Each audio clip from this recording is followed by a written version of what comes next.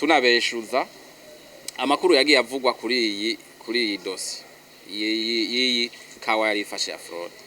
Mwarumvise abantu bamwe inkozi z'ikibi nyene basanzwe bafise intumbero yo gucafuza Uburundi n'inzego zabo bagenda bavuga ngo urumva ngo n'ubusuma bukomeye ngo bwakozwe ngo n'inzego ngo z'umukuru w'igihugu ngo n'abamwegereye. Haravuzwe ikawa ishika ku matoni 86 yariko iragomba gusohokanwa igihugu c'u Burundi ija mu Rwanda hari Bubanza yafashwe kuko yagomba gusohokanwa mu buryo bwa magendo.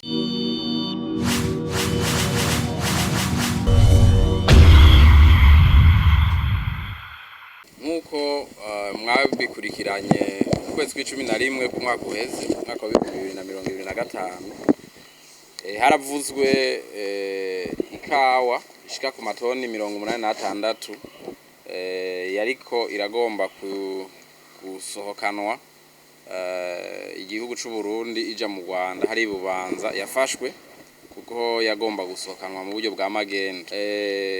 Kuri ivyo rero hariho inkozi z'ikibi zibiri zafashwe zagirizwa kuba arizo zariko zirakora iyo fraude, zirafungirwa hariya i Bubanza. Izo nkozi z'ikibi rero zahavuye zifungurwa hanyuma mbere ziranatinda ziratoroka. Muti rero vyagenze gute? Hariho umuntu yitwa inkozi y'ikibi yitwa Nyandwi Claver batazira Mwarabu,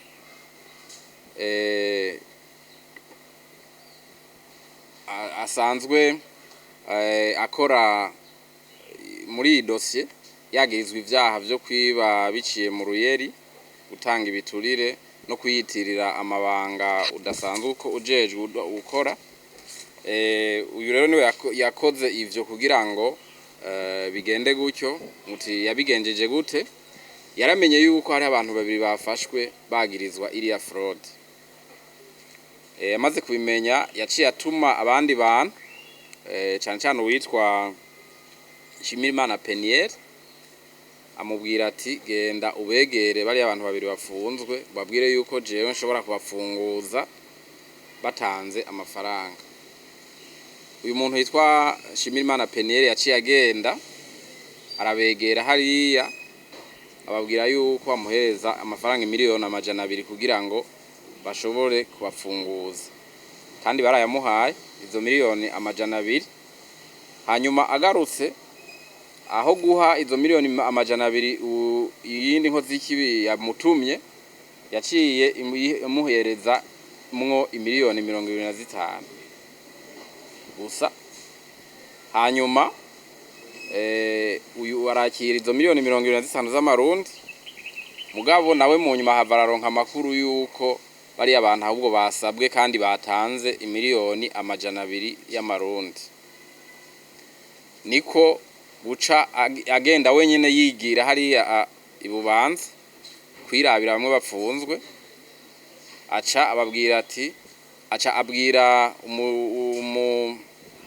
umushikirizamanza wa hari Bubanza amubwira yuko atumwe atumwe n'abantu bo hejuru hariya ku kirimba c'umukuru w'igihugu. Aranavuga uwumutumye neza na neza ko ari intwazangabo ikomeye ikorerayo, ko ariyo imutumye kwaza kurekuza abo bantu.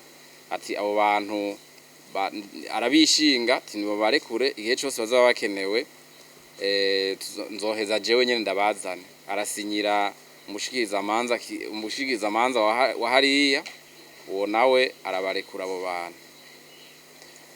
Ntivyahereye ngaho, bamaze kubarekura yaciye abegera nabo arababwira ati burya nari amafaranga mwari mwahaye ujya wa mbere uyu Peniel Shimirimana nawe nyene turashobora kuyamwaka.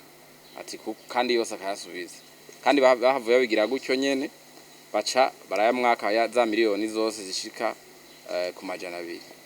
Mu nyuma rero abari barekuwe bari babahaye umwidegemvyo w'agateganyo, bahavuye nabo nyene baca bahunga.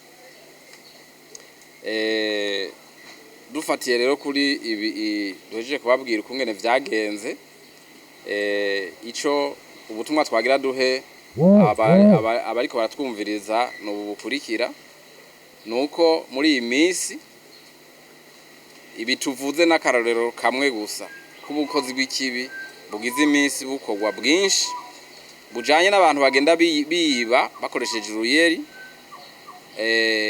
biyitirira abategetsi bamwe bamwe cyane cyane abategetsi bo hejuru. Mwaravyumvise abiyitiriye umuvugizi wa nyecubahiro mukuru w'igihugu, mwarumvise abantu benshi bagenda biyitirira nyecubahiro mukuru w'igihugu wenye n'ubwiwe bakubahuka, mwarumvise abagenda biyitirira umutambukanyi wiwe, uyu nawe murumva ko yitiriye ku kirimba nyene, akanavuga mbere n'intwazangabo ngo biba yamutumye. Aba bantu rero baragisibije kandi bakoresha uburyo bwinshi, cyane cyane uburyo bwa ku matelefone. Uza wumva bagutelefonye ngo ndikanaka nkorera ku kirimba cy'umukuru w'igihugu, ngo tegura dosi, ngo hari akazi kihutirwa, ngo hariho mission ngo bagomba kuzokurungikamo ngo bakwizeye, bagaca batangura gusaba amafaranga.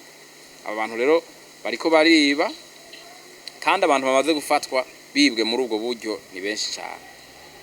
Aha rero ibi tuvuze n'akarorero, murumva yuko yivye, yagizwe ivyaha bitatu vyose bahereyeko, byose yabikoze yitirira ko atumwe nabo ku kirimba, ko ari ku kirimba bamutumye. Kandi murumva yuko abantu bibwe. Rero sabo bonyene ni benshi bamaze kwibwa muri buno buryo. Aha rero tugasaba abantu kurikanura, abantu bareke kwibwa n'umuntu ababwiye yuko abatelefone babwira ati jewe ntuhorera ku kirimba ntumwe n'umutegetsi none gira ibi nibi ngo banzurungike amafaranga ya dosi. Abantu bagaca barungika kandi bakaruhira kwiba. Abantu rero bagabe igihe cyose baronse bari abategetsi bababwira, nta numwe ashobora gutuma ko umuntu gutyo apfa kubigira gutyo. Bagutumye ko intumwa baraguha icanditse, bataguhaye icanditse cugenda ubaze abajejwe intwaro, ubaze abajejwe umutekano bakwegereye uti mbega ibi bintu ko umuntu ariko ambaza ibi nibi byo bari byo. Hanyuma abategetsi nk'abariya naho bo bariho batanze ubutumwa ntibashaka kwaka amafaranga umuntu. Abantu bazo kubwira ngo tangura ngo uzana amafaranga y'idosiye ngo mugango hari amafaranga ubanza kuriha ngo bikagenda ukuntu cyo mumenya ko muri ibi. Nibwo butumwa rero twagomba gutanga, tunabeshuza amakuru yagiye avugwa kuri iyi dosi iyi kawa yari ifashe ya fraude. Mwarumvise abantu bamwe inkozi z'ikibi nyene basanzwe bafise intumbero yo gucafuza Uburundi n'inzego zabo, bagenda bavuga ngo urumva ngo n'ubusuma bukomeye ngo bwakozwe ngo n'inzego ngo z'umukuru w'igihugu ngo n'abamwegereye. Ngira mwaravyumvise, bajya ababivuga nka biriya n'abakorana nabo nyene n'inkozi z'ikibi, intumbero bari yo gucafuza inzego z'Uburundi n'abazirongoye. Nta bantu musanzwe muzi wategetse nka bariya twitoreye twishiriyeho boshobora kubakwa ngo baje mu manyembwa nkayo.